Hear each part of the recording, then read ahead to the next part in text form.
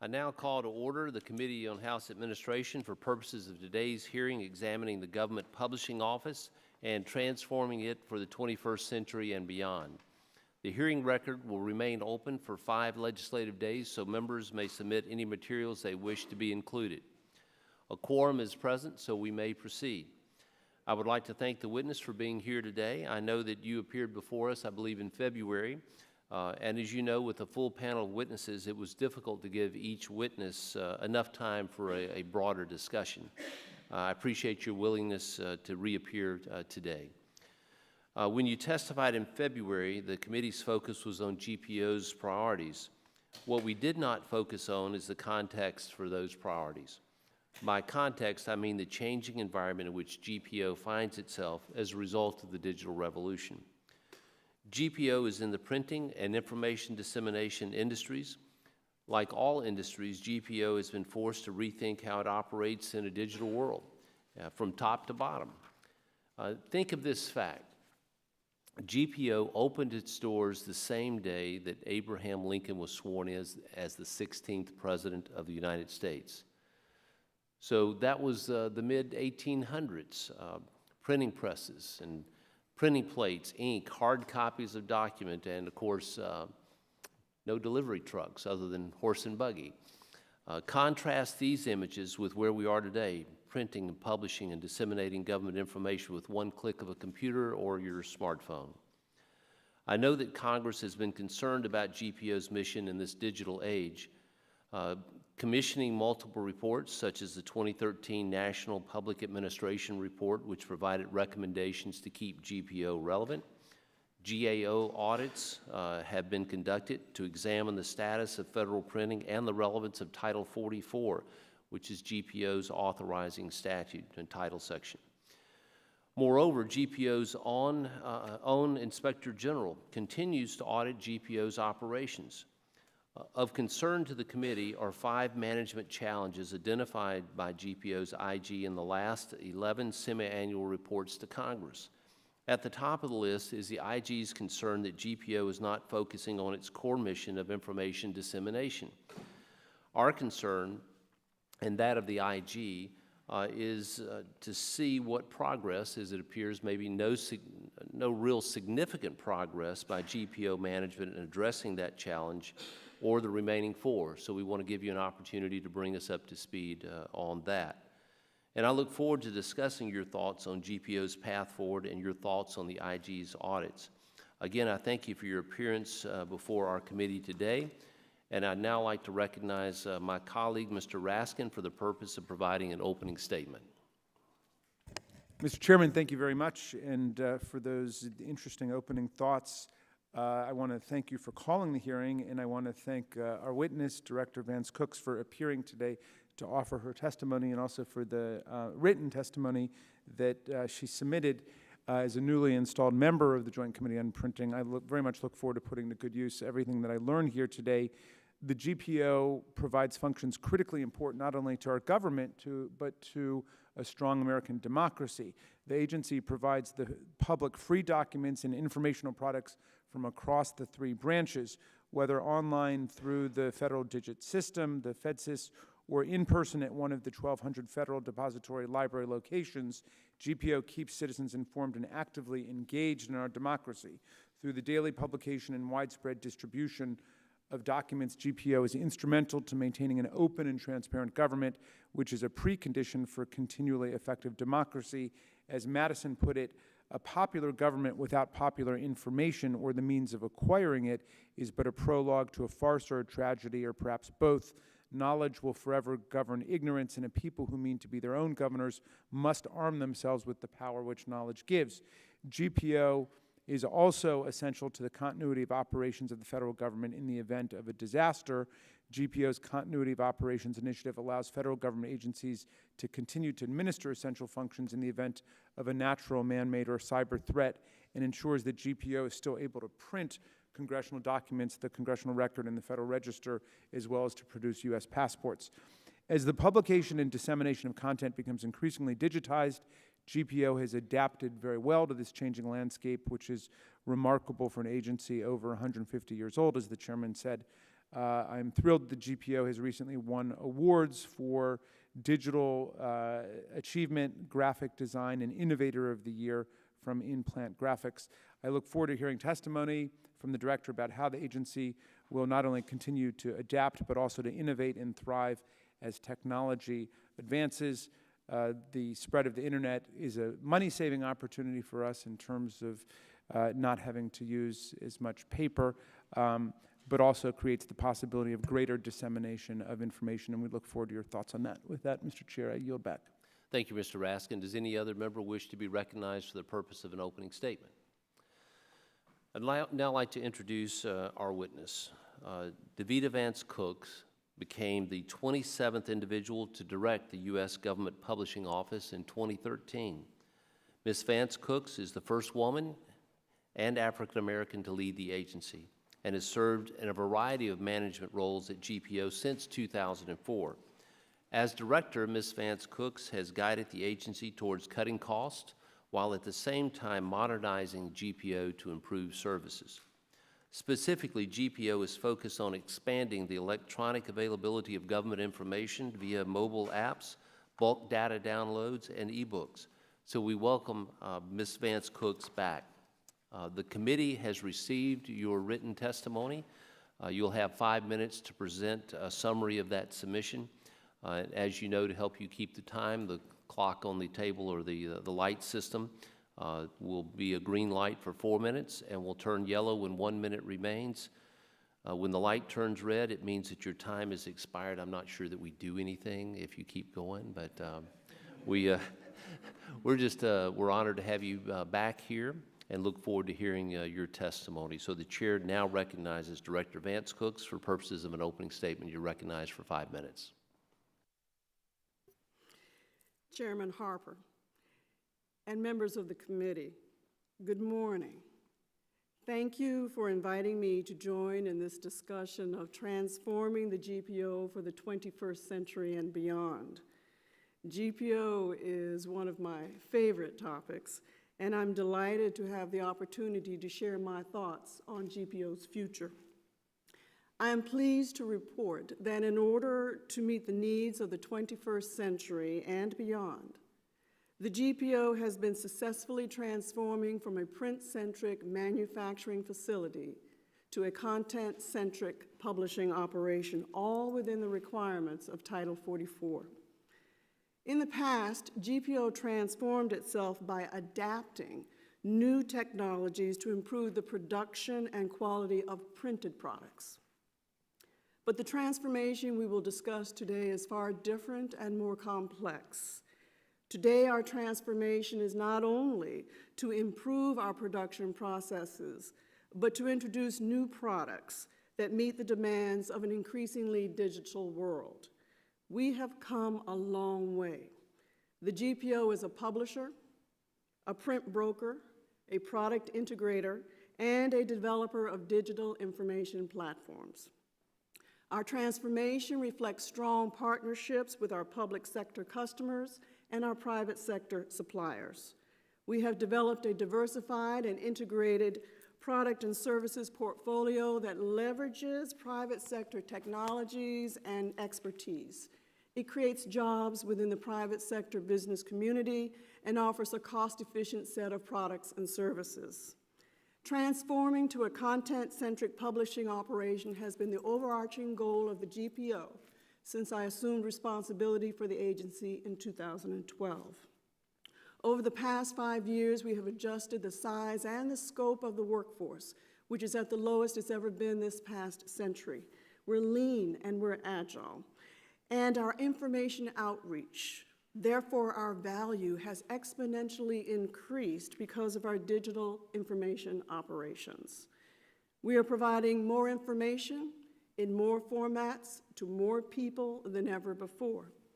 Our financials are strong. We are audited each year by an independent auditor, and each year we have received unmodified clean opinions. We pride ourselves on being cost efficient and effective, and for FY18, for the 3rd year in a row, we have submitted a flat appropriations request. In my prepared statement, I provided highlights of our activities and our accomplishments. I listed a number of them. For example, we rolled out the beta version of GovInfo, the third generation of our digital information repository. We introduced phase 1 of our new digital composition system. We're gearing up to begin production of the next generation passports. But these achievements and others reflect our commitment to our stakeholders, Congress, federal government agencies, the depository libraries, and the public, so that you can thrive in the 21st century digital environment.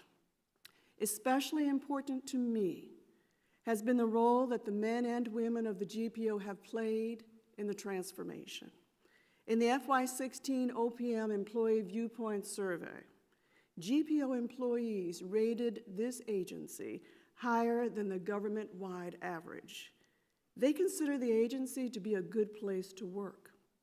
They believe in the mission to keep America informed, a mission rooted in Article 1, Section 5 of the Constitution.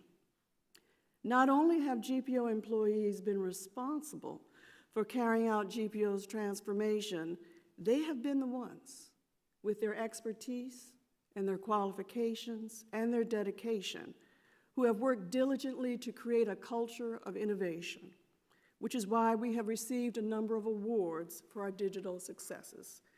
Most recently, we were named Innovator of the Year by the Implant Graphics magazine.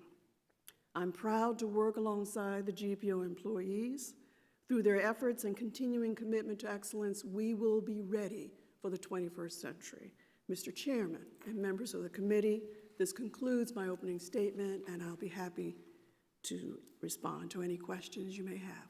Thank you, Director Vance Cooks, for your testimony. We look forward to this opportunity now to ask you some questions. Each member is allotted 5 minutes to question the witness. To help each member track their time, we'll use the same timing device here, and I'll begin by recognizing myself for 5 minutes.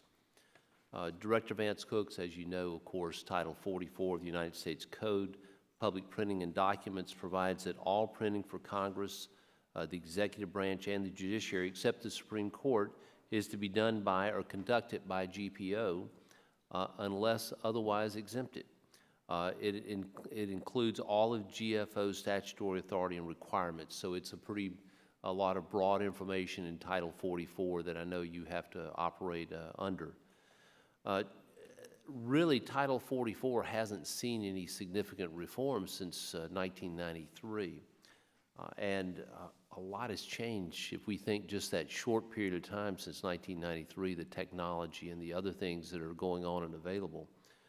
To meet the current needs of the American public and the digital age, from your standpoint, from your view, what reforms should Congress consider making to Title 44? There is a chapter in Title 44, Chapter 19, which refers to the work of the Federal Depository Library Program. As you know, the Federal Depository Library Program is responsible for information dissemination to the public access. As we stand today, we have about 1,148 depository libraries in our organization, or partnering with us. 46 of them are regionals, the balance are selectives. We're allowed to have 2 regionals per state. Last year, it was my decision to send my LSCM staff out to the different libraries to understand what's going on out in the world. How are the libraries handling the shift towards the digital platform? My executive staff even went out. I even went out and visited. We visited over 250 libraries. And what we found was that the libraries are grappling with the issues related to the digital environment. They have problems with staffing. They have problems with funding. They have problems with space. Yet Title 44 has some requirements that require that they continue to hold on to a lot of the publications. But some of those publications are going digital. So I would say to you that it would be in our best interest, and it would be of interest to the Federal Depository Library community, to ask them what they think about Title 44 and how they are operating within the restrictions and or the benefits of it. Mm-hmm. Because we have to make sure that our information is publicly available. but they are shifting towards a digital format. We are too. And of course, we can ask them, which we will certainly work through you to do that. Is there anything else, though, that you see that would be a benefit that we need to look at to make this work more seamlessly and more smoothly? Well, when we look at Title 44, we notice that all of our business segments operate within the operation of Title 44. Of course, that would be our plant operations, our customer services, and so on and so forth. We just have to make sure that Title 44 is broad enough to cover the changes that will occur as a result of the digital environment. Okay. I understand that we can't predict what will happen with the digital environment, but we need to make sure that Title 44 allows us the flexibility to handle it. Okay. You know, Title 44 defines printing as including duplicating, but does not separately define what duplicating means. How does GPO distinguish between duplicating and copying, if there is a distinction? I would not say there really is a distinction. Okay. So what guidance is GPO providing to executive agencies to ensure that they are correctly identifying duplicating that should be sent to GPO? We know that our process involves an SF1 process. We trust that our government agencies understand their publishing requirements. One of the reasons why we pushed for our name change is because we recognize that printing is simply the core of what we do, but that we must have a diversified product portfolio that includes publishing. Publishing includes mobile apps, e-books, bulk data downloads, all sorts of other products that up to this point no one had even thought about with Title 44. But there is a clause in Title 44 that allows us to talk about and to respond to digital information platforms. The short answer to that question is that we are prepared to consult with our government agencies in their publishing requirements, but we cannot force them just to think of publishing as printing. It's more than that. And that is why I believe that we are in the best position to guide them in their publishing aspects as opposed to printing. Thank you. Chair will now recognize Mr. Raskin for 5 minutes for questioning. Thank you, Chairman Harper. I'm going to follow up on some of these questions. Madam Director, do you foresee a time when printing will actually no longer be needed, or it will be the aberration rather than the norm? I believe that there will always be room for printing. Let me explain why we will always have a tangible product and why we will always have printing. Because we will always have the need for authenticity. We will also and always have the need for archives. We will always have to respond to the fact that some demographic segments will never have access to the internet. And we also have to be aware of the fact that there are lots of questions about authenticity and changes in the data from the point of origin to the point at which it is displayed to us. I don't believe that we will ever reach a point where we will not have the tangible print. When I look at customer services, this is the area or the business unit within the GPO that is responsible for printing and publishing print procurement products for the agencies. I have noticed that instead of the revenue declining, as you would expect if print is declining, the revenue is actually increasing. So it points to the fact that there will always be a need for tangible print products as well as the intangible products. Can you tell me, and forgive my ignorance here, what is your relationship with the Library of Congress, and how closely do you work with them in terms of planning on the digital future or present that we're in? The Library of Congress is a partner of ours. Let me give you a couple of examples. We have a digital repository system called FDSys. FDSys is a repository of government information that we are responsible for. As it stands now, it has about 1.6 million titles, and we see about 40 million documents downloaded each month. FDSys actually is the fuel for Congress.gov. Number two, we work with the Library of Congress to digitize a lot of their publications. Well, not their publications, but to digitize. For example, we're working with them to digitize the congressional record all the way back to the inception. You might have seen some of our press releases where we have released all the way back to the 1960s. And also the Library of Congress is a member of our FDLP program. So there are very close ties with the Library of Congress. So you're in the process of digitizing the congressional record back to the beginning? Yes, we are, in collaboration with the Library of Congress. We have 1990s, 1980s, 1970s. We just released 1960s, and we hope to release the 1950s in June. So you're doing about a decade, what, every Decade couple a months? month? Yes, Decade a month, yeah. that's true, yes. So within a couple years, the entire congressional record back to the beginning? Hopefully within a year. Within a year, wow. That's something. Okay, but do you, how satisfied are you that you've got the right mix of skills in your workforce today, and what are the skills that you're looking for in terms of hiring? The skill set of our employees has changed, as you can imagine. When you go from a print-centric operation to a digital-centric operation, of course, the skill sets are going to change. For a long time, the GPO was primarily blue-collar. It has now shifted to the fact that we have more white-collar than blue-collar. The skill sets are more along the lines of graphic design, printing, proofreading, those type of skills. We also have a lot of skill sets that are required for our cybersecurity work. We have a lot of work going on in the IT area. It's very important that we protect our work, that we protect it from cybersecurity, so you're seeing a lot of that. Great. Mr. Chair, thank you very much. I yield back.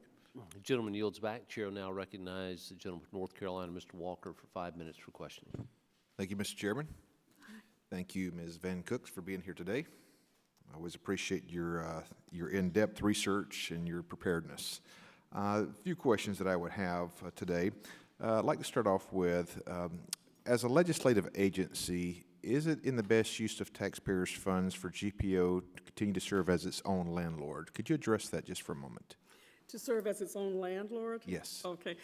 I'd like to answer that question the other way. Okay. GPO has a building, as you know. We actually have 4 buildings on North Capitol Street. Those 4 buildings at one time included 8,600 employees. Okay. We are now at 1,700. We have extra space. We operate our budget in the sense that only 16% of our budget is appropriated. The balance of that budget, we earn the revenue. And we earn that revenue and use the retained earnings to pay for the building and to pay for the upkeep. Okay. Because of that, and because of the fact that we have space, we rent out the space. By renting out the space to other ledge branch agencies in particular, we can get about, in fact, we are getting about $2.6 million in revenue, which we use to defray the cost of operating the building. So it's not a matter of us trying to go out to be a landlord. It's a matter of us using our dollars wisely, making sure that we have the space available for other agencies that need that space. Let's take a minute then, and I think I like the direction that we're going here as far as doing a little business modeling or forecasting, if you will. Sure. If you're looking out 5 to 10 years from now, you just mentioned as far as the employee reduction, the overhead functions. Give me a little bit of idea, 5 to 10 years from now, what does it look like in terms of size, staffing, and maybe even the mission? Okay. The GPO in terms of size, I think, is probably at the level that it will maintain. It's about 1,700 employees. The reason I say that is because we have become much more automated and much more digital in our approach towards our products. We are, as I mentioned earlier, more white-collar than blue-collar. We're adding more equipment that's more digital. That automation has actually improved our productivity and efficiency. So I think we're just about where we need to be. In terms of the building, we are pretty much at capacity now because we have 5 tenants. The 5 tenants, I'd like to tell you, are the Architect of the Capitol Police, the International Commission on Religious Freedom, Senate Sergeant at Arms, and just this week, the OFR is moving in. And the OFR, as you know, is very tightly connected to the GPO, and they took up 17,000 square feet. We have also designated about 50,000 square feet for NARA because they need space for congressional archiving. So the bottom line is that Our building will probably stay the same. The usage of the space will probably stay the same, and our employee base will probably be Some of the same. tangibles, the third part of that was the mission, Right. and kind of looking on that, I know through a three-part question at you, but in regards to the mission, should GPO's goal be to expand revenue, or should it embrace technology and continue to try or make some effort in reducing the cost of operations? Could you speak directly to the mission? Sure. I think that GPO's mission is to keep America informed. Our mission is not to expand our revenue or to try to make, and to be colloquial, a lot of money. Our mission is to keep America informed in accordance with Title 44. We are not allowed to make a profit according to Title 44. We have retained earnings that we use that are put back into the agency for reinvestment of equipment and supplies and all of that to make us more efficient and to make sure that we can respond to the needs of our stakeholders. We are very much aware of the fact that Congress is going to move towards the 21st century and require more and more support from us to be more digitally savvy. To give you an example, you have asked us to be a member of the Bulk Data Task Force because you have constituents who want to have access to the data that's provided on your behalf so that they can repurpose the data so that they can, in fact, give more information to the public in keeping with America Informed. That's what we do for Congress. We do everything we can to help you thrive, to help you be more savvy in the 21st century. Okay, thank you. With that, we'll yield back to the chairman. Thank you, Ms. Cooks. Thank you. Gentleman yields back. Chair now recognizes the gentleman from Georgia, Mr. Loudermilk, for 5 questions. I mean, 5 minutes, not 5 questions. Depends on how Mr. long. Chairman, I can stretch 5 questions It out for quite a depends. while. It just depends on how long you want to take, Mr. Chairman. All right. Well, thank you for recognizing me for 5 hours, Mr. Chairman. I'm sorry, did you say appreciate 5 hours? I think you meant 5 days. that. Okay. I'm sure we'll have an opportunity to continue this conversation, but I've got a couple of questions. I've been really intently listening here, and a couple of areas of clarification I didn't hear an answer to. How many of the FDLPs do you currently operate? We have 1,148 FDLP libraries. 1,148. That's right. They're spread across the United States. 46 are regionals, 1,101 or 1,102 are selectives. You are allowed to have 2 regionals per state, and then you can have as many selectives as possible. But not all of our states have regionals, not all of our states have 2 regionals, and there are a number of issues that we need to address related. Have you seen an increase or a decrease? Decrease. You've had a decrease. Yes, we have had a decrease, which is, I'm really glad you asked that question. That is why, in the very first question, when the chairman asked me about which part of Title 44 would we like to look at, it was that chapter that specifically relates to the FDLP. We're losing membership in the FDLP because of the fact that we need to be a little more flexible as the libraries too begin to shift and transfer. So what caused the decrease? I think it's because of the lack of flexibility in some cases of Okay, Title so 44. it wasn't a decrease in the number of FDLPs because we're moving to a digital age. I mean, you weren't purposefully decreasing. So, okay. No. You weren't, okay. How much of the money, how much of your budget or your money is spent on operating and maintaining the FDLPs? We have an appropriation. It's called the Public Information Programs, and it's about 29, 30 million. It was 30 million last year. 30 million just goes to operating the FDLPs? That's right. None of your ancillary revenue goes to support that, so it's just on the appropriations? That's right. Okay. What balance between the private and public what is your balance in private and public production? Do you use private sector for any of your production and publication? Yes, great question. Our customer services area is another name for it would be called print procurement. We are responsible for procuring printing on behalf of the government agencies. We do that by procuring it through the private business sectors. We have about 9,000 private businesses that are registered with the GPO to provide printing. Most of them, sir, are small businesses between 2 and 50 employees in that particular category. So when a federal government agency sends a request into the GPO, we immediately turn around and procure it out. We bid it out. It's competitively bid. no set-asides. For the physical printing? That's right. Okay. Or it could be publishing. How do you determine, so it's by a bid process is how you It's by- determine who gets that? That is true. Okay. And this is what I referred to earlier when I talked about the fact that I'm surprised to see that our printing revenue is increasing in that area, because as Congressman Raskin asked, do you think that printing is dying? And what we see is that this is actually increasing as opposed to declining.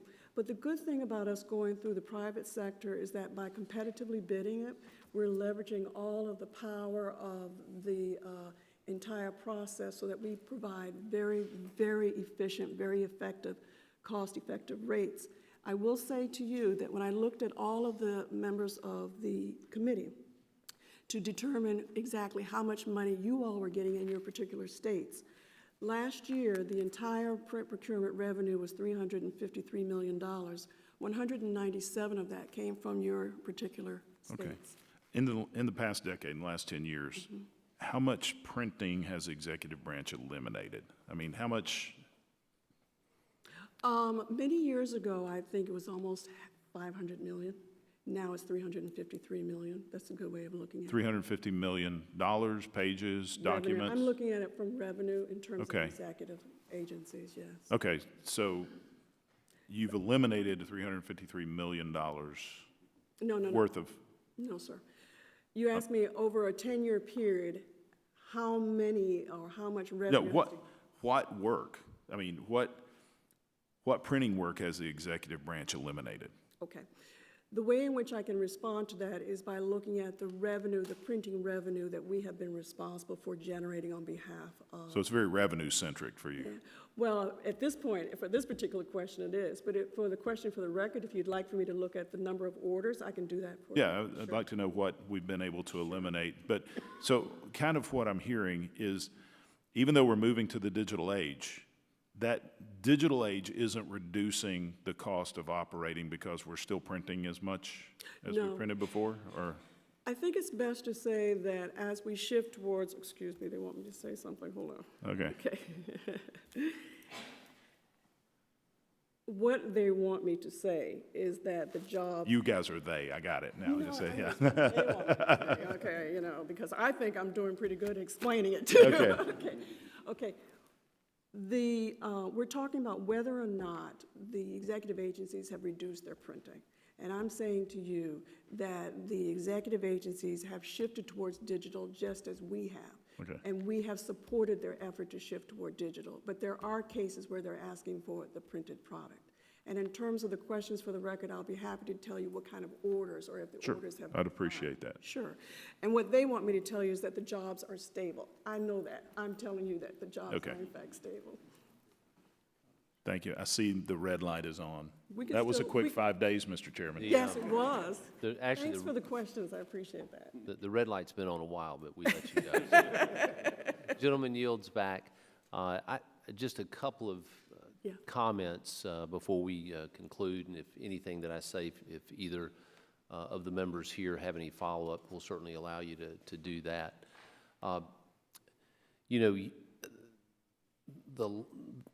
The management challenges in the IG report are of concern. And in fact, the last 11 IG reports, and I believe you get one every 6 months, correct? Yes. Have listed these same management challenges. And what we know is that according to the IG, they say in the report, when GPO attains significant progress, whatever significant progress in the eyes of the IG is, when GPO attains significant progress toward resolving an issue identified as a management challenge, OIG removes the challenge. And we've had these same 5 challenges on there, keeping focus on its mission of information dissemination, addressing emerging workforce skills, improving the enterprise architecture and infrastructure to support enterprise-wide as well as GPOs, FD system transformation, securing information technology or IT systems, and protecting relating information assets, and then improving print procurement programs. So those are pretty serious mission statements or items that are under your responsibility. And and I know we have to certainly we understand you to be focusing on revenue, but we've also got to make sure that we're not by that deviating or getting off message what our mission should be. So as this committee, as an oversight committee, we'll have another hearing before the year's over after the next IG report. And we'd really like to see some of these come off. May I address that question? I'm going to give you that opportunity. Let me just kind of finish where I am here. I know you inherited these, okay? Yes. But these are significant enough, particularly we talked momentarily, just a minute earlier in your testimony on cybersecurity concerns, which have been of great concern and in the headlines this last week. So we want to make sure that we're doing these things. So I don't know what the definition, without going further, is of significant progress, but I think reasonable minds, we could probably agree without a Supreme Court interpretation of what significant progress is. And I'm just saying, as an oversight committee, we want to see that significant progress so that when we come back at the end of the year and look at the next IG report, that we've seen significant progress, the IG reports that, and we're happier. How about that? And with that, I'd love to hear your response, Director Vance Cooks. I certainly agree with you about the importance of the management challenges. I would like to go on record as stating that the management challenges as written will probably remain, but we will work very diligently on reducing the number of recommendations related to it. The very first management challenge that you referenced earlier in your remarks has to do with a statement that the IG made that we should keep our focus on information dissemination. What he was actually referring to was making sure that we develop a culture that speaks towards information dissemination. And we're doing exactly that through the innovative work that we are doing in terms of digital information. The other three challenges are specifically related to IT and cybersecurity, and you're absolutely right. We need to make sure that some of those come off. I want to assure you that we have been working on those, but we will make sure that significant progress is noted the next time I come in front of you. And the last one, this is the one about improving the print procurement system. If you take a look at the strategic priorities that we have listed for FY17, one of them is the fact that we are about to introduce a new system called DASH. We're looking at automating the print procurement system, which Congressman Loudermilk is what I was referring to in the print procurement area, because that particular system needs to be updated so that we have the ability to see how the print procurement is working through the system. So I hear you, and we will make sure of that. Thank you very much for responding to that. And with that, Mr. Raskin, you have any follow-up questions or comments? Thank you. Just one final point, Mr. Chairman. So I understand that the Partnership for Public Service rated the Government Publishing Office as one of the best places to work in the federal government. And I'm wondering that this is music to my ears, since a number of my constituents work at the GPO. I represent the 8th Congressional District in Maryland. What kinds of things have you been doing to keep morale high and to keep your employees engaged? I believe in the importance of communication. When I became the head of the agency, acting at that point in January of 2012, I made a pledge to the employees that I would communicate with them constantly. So every quarter, I have town hall meetings. And because we're open 24/7, that means that our town hall meetings are pretty long. We have one town hall meeting every quarter, and it goes all day, 5 in one day. We start off with the union labor meeting, town hall. With that union labor town hall, we always connect with them to make sure that we're on the same page in terms of what we're trying to do to improve the GPO, because we both want the same thing. So since January of 2012, Congressman, I have had over 100 town hall meetings. That communication is critical, and I think that's helping. Terrific. Well, I just want to salute you for your leadership of the office and for creating such a great place for people to be productive federal employees. Thank you. Gentleman yields back. Mr. Loudermilk, any follow-up? Yeah, just a couple. Has the Has GPO moved work previously performed by the private sector to the GPO plant? I didn't hear you. Okay, have you moved any work that was previously done by the private sector actually in-house, to print in-house? The in-plant operations is primarily for Congress. Okay, That's congressional work. And then any other work that's non-congressional is primarily the Federal Register. okay. And then after the Federal Register, we do some of the CFR, which is part of that as well. So that's it. But have you moved any from that was previously printed by the private sector and brought it back in-house? Every now and then, we have what is called filler work, and we might take one of the customer services work. Some of that might go into the plant, but it's insignificant in comparison to what we do. Okay, so in general, you haven't moved anything No. in-house? We pride ourselves on putting the executive agency work through the print procurement system. Okay, That's what we do. all right, I yield back. Gentleman yields back. I certainly want to thank Director Vance Cooks for her patience and always appearing and always being willing to come talk to us, and we greatly appreciate you doing that. Without objection, all members will have 5 legislative days to submit to the chair additional written questions for the witness, which we will forward and ask Director Vance Cooks to respond as promptly as she can, so her answers may be a part of the record. Without objection, the hearing is adjourned. Thank you. Thank you very much.